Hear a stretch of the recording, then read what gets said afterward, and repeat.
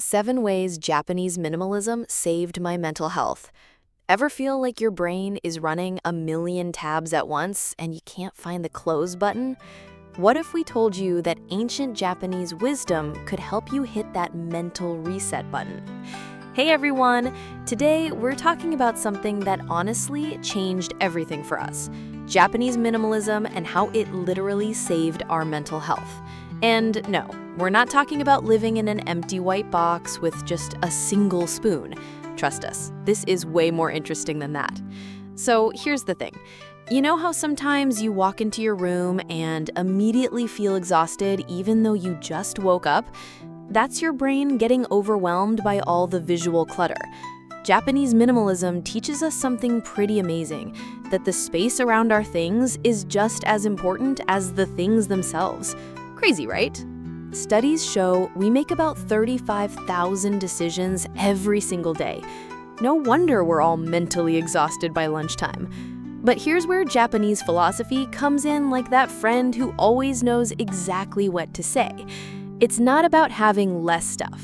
It's about having the right stuff and creating room for our minds to actually breathe. Number 1, the magic of Ma, why empty space is your brain's best friend. All right, so let's start with something that might blow your mind: the Japanese concept of Ma.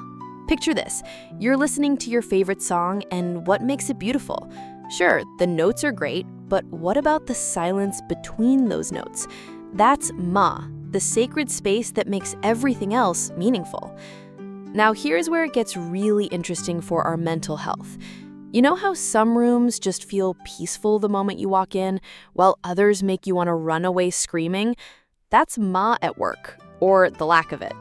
When we intentionally leave some spaces empty, maybe a clear corner in our bedroom or some wall space without anything hanging on it, we're basically giving our brains permission to relax. UCLA did this fascinating study where they found that people living in cluttered homes had higher stress hormones throughout the entire day. Think about that for a second. Your stuff is literally making you more stressed. But here's where Ma comes in like that friend who always knows exactly what to say. It's not about having less stuff. It's about having the right stuff and creating room for our minds to actually breathe. Number 2, Mono no Aware, the art of appreciating life's beautiful moments. Now, let's talk about something that might just change how you see everything.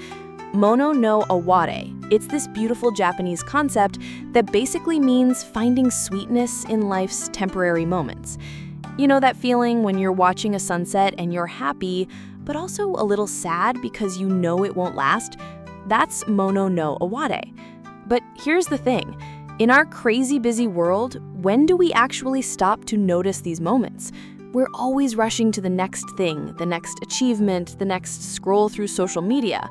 But what if we told you that slowing down to really see these fleeting moments could actually rewire your brain for happiness? Studies on mindfulness show that people who regularly practice present moment awareness have way lower rates of anxiety and depression. Mono no Aware is like mindfulness with poetry.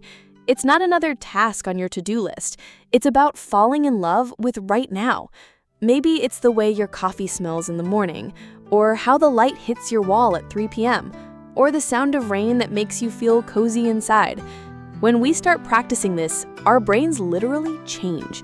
Instead of always chasing the next thing that might make us happy, we start finding contentment in what's happening right in front of us. Pretty amazing, right? It's like finding treasure that was hiding in plain sight all along. Number 3, Wabi-Sabi, your permission slip to be beautifully imperfect. Okay, this next one might just set you free. Wabi-Sabi. Ready for this? It's the Japanese art of finding beauty in imperfection. In a world that's constantly telling us we need to be perfect, look perfect, and have perfect lives, Wabi-Sabi is like that cool friend who says, "Actually, your messy hair looks amazing." Think about traditional Japanese tea bowls. They often have visible cracks or wonky shapes, and instead of throwing them away, people celebrate these flaws as part of the bowl's unique story. What if we looked at ourselves the same way? What if our struggles, our healing process, our human messiness wasn't something to hide, but something that makes us beautifully unique? This shift in thinking can be absolutely life-changing for your mental health. Mental health professionals have found that people who can embrace their imperfections tend to bounce back from challenges way better than perfectionists.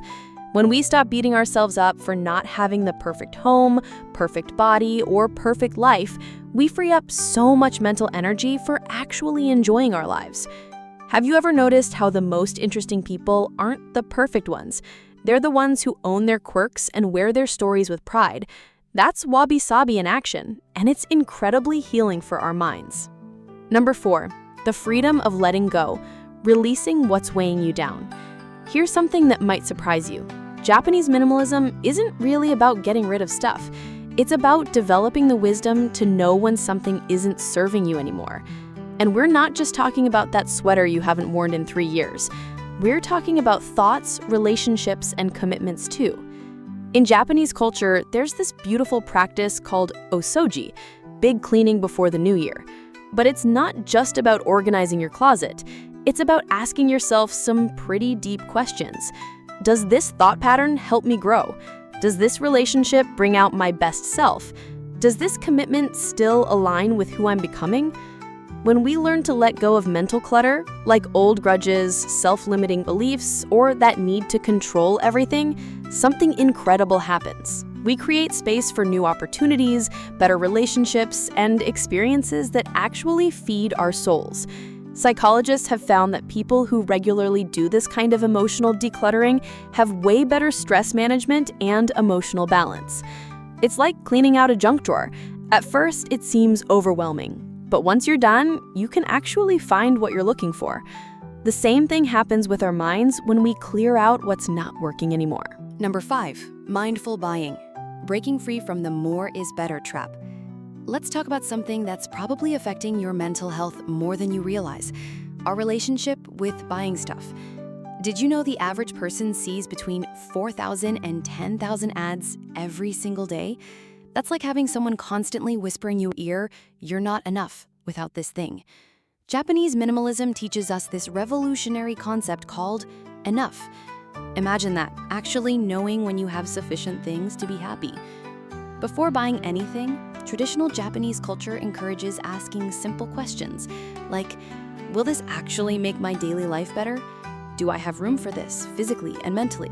Am I trying to buy my way out of feeling something? When we start consuming more thoughtfully, our mental state completely shifts. We stop feeling overwhelmed by all our options and start appreciating what we already have. We save money, which obviously reduces stress, and we break free from that exhausting hamster wheel of always wanting the next thing. Studies show that people who practice mindful consumption report way higher life satisfaction and way less financial anxiety. Plus, think about how good it feels when you buy something you really thought about and truly love, versus impulse buying something that just adds to the pile of stuff you don't really care about. Number 6, simple daily rituals, creating pockets of peace in your day. Now, here's something beautiful.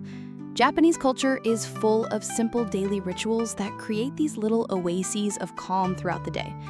We're not talking about complicated ceremonies here, just gentle practices that help you transition between the chaos and stay connected to peace. Think about the Japanese tea ceremony. It transforms something as simple as drinking tea into a moving meditation. Or how about the way they arrange flowers? It becomes this beautiful way to slow down and appreciate natural beauty. Even folding clothes or arranging your shoes can become a moment of mindfulness if you approach it with care and attention. The secret sauce here is picking 1 or 2 things you already do every day and doing them with complete presence. Maybe it's how you make your morning coffee, how you water your plants, or your nighttime routine. When we turn these ordinary moments into mindful rituals, we're basically giving ourselves multiple mini resets throughout the day. Research shows that people with consistent daily rituals have better stress management and feel more grounded. It's like having these little anchors throughout the day that remind you to come back to yourself. How amazing is that?